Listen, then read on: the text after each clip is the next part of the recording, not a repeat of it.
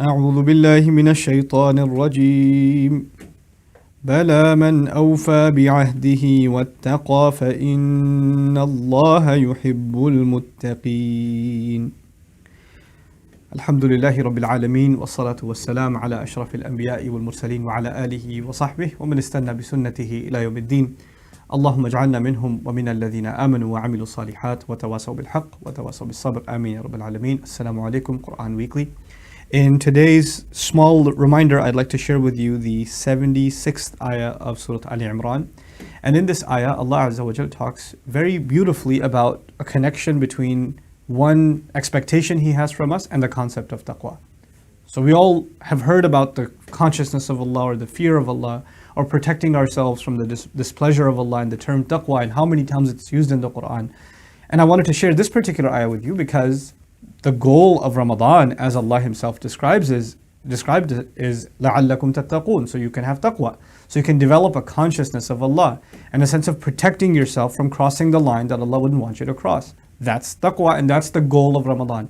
Now in this particular ayah, it's actually in contrast. The ayah before is a long one, and in that ayah, Allah talks about the people of the book. If you trust them even with a dime, they won't give it back to you. And there are those, if you gave them piles of wealth, they'll return the entire thing back to you, meaning you can trust them with large sums of money and wouldn't have to worry about it. And they're among the people of the book, the Jewish and the Christian community. They're those who are con artists. So they're both.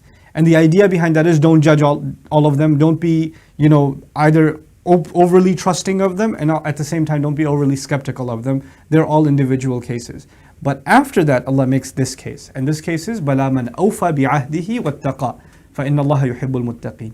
On the contrary, rather, whoever would fulfill their promise and therefore expose or demonstrate taqwa. Taqwa in this ayah is actually the ability to fulfill one's promises. We think of taqwa as a spiritual thing. We think of something that connects to Allah, that connects to, the more prayers you do, the more dua you do, the more spiritual exercise you engage in, that will build your taqwa. And that's true. That's partly true. In the Quran, when taqwa is discussed, it actually, a lot of the times, is discussed in terms that we wouldn't expect. For instance, if you told your boss you're going to show up at 5 o'clock and you show up at 7 o'clock, or if you told your teacher you're going to hand in the assignment in 2 days and you took 2 weeks, all of those are fulfilling your word. Small or big manifestations. Remember the previous ayah was about either a dime or a pile of wealth.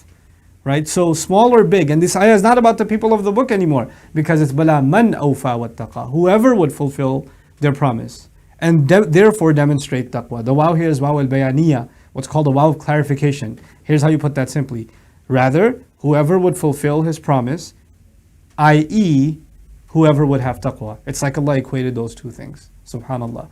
You can find people today that may think taqwa lies in appearance or may emphasize the outwardly, some of the ritual aspects of Islam at the expense of the moral and at the expense of their dealings with people.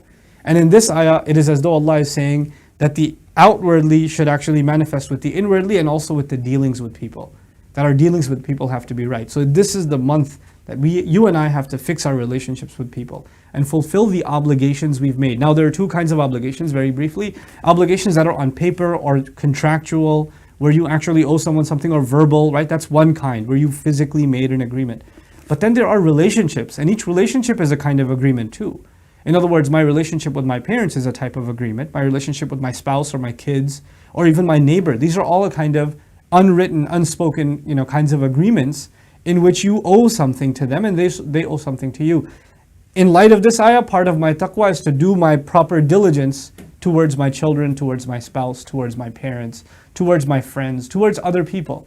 And so I pray that we're able to really get the benefit of taqwa in this month. And by doing so, and part of doing so is that we're able to fix our relationships with people by fulfilling what we owe them, by not shortchanging what we owe them, whether it's in terms of time, or it's in terms of money, or it's in terms of any favor they may have asked of us and we promised them to fulfill, or anything else, that any expectation they have of us that is rightfully expected from us and we haven't been doing so far. So I pray that we're able to become better in those fronts, and as a result of that, we're able to get more and more of a taqwa of Allah, because at the end of this Allah says, فَإِنَّ اللَّهَ يُحِبُّ الْمُتَّقِينَ. No doubt about it, then in fact Allah loves the people who show taqwa.